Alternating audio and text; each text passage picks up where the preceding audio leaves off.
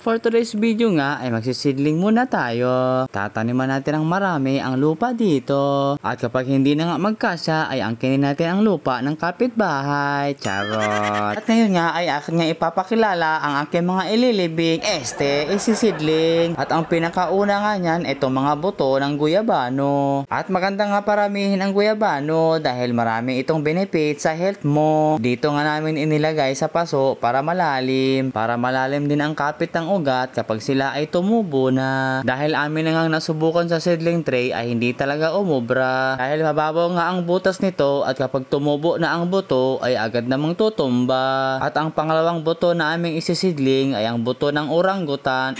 Rambutan pala. Yung nagsisidling pala ang orangutan. Charot. Gusto rin nga naming paramihin ang rambutan dahil masarap nga naman ang buto nito. Masarap kasing kitkitin ang laman sa paligid ng buto nito. At bukod pa dyan, paborito ito ng asawa ko. At ang pangatlo nga sa listahan ay ang buto ng marang. Sarap talaga ang marang dahil habang kumakain ka, para kang binabarang. Charot lang. Maganda to paramihin dahil konti pa lang to dito sa amin. Ang kasunod naman ay itong mga sibuyas. At dahil nga tinubuan na ng ugat at dahon ang mga sibuyas sa kusina ni mama, ay amin na lang itong kinuha at susubukan naming paramihin. Dahil nga napakamahal na ng sibuyas dito sa amin. Kaya kung may lupa ka o may space ka pa sa bahay, ay magtanim ka na lang ng maraming gulay. Ang laking tipid talaga. Sunod naman ay umulit kami ng seedling ng kamatis. Dahil yung unang batch ng aming tanim na kamatis ay kinain at inubos ng mga marites. Charot. Oo, talagang walang natira. Ba't ibang klase pa naman ng insekto ang tumira. Kaya kahit anong tanim ay mapupulbos talaga. At pagkatapos nga isidling ay akin naman itong diniligan. Buti pa ang halaman na didiligan. Kami matagal-tagal na nung huli naming lambingan. Charot. Siyempre bawat paso ay nilagyan namin ng pangalan. Para naman meron silang pagkakakilanlan. Dahil ba tulad nung nakaraan ay may siniling din kaming halaman. Nakalimutan naming lagyan ng pangalan. Ay bahala na kung hindi natin alam yan. Ang importante yan ay halaman. At dito nga namin sila inilagay para lagi din silang maarawan at mainitan. Dito nga ay amin na namang inilabas ang aming spray na gawa sa sili. Dahil meron akong nahuli. Ang isang puno ng pechay ay malapit nang magguray-guray. Abay ang mga uod, hindi lang ginawang pagkain ng pechay, ginawa pa nilang bahay. At dahil matagal na nga itong nababad ang spray na gawa sa sili, ay sigurado napakaanghang na nito. At amin muna itong susubukan sa pechay kung ang uod ba talaga ay mamamatay. Dahil ayaw nga muna naming mag-spray ng chemical dahil nga ang pechay ay amin din kakainin. At hanggang dito lang muna mga ka-winner. Maraming salamat.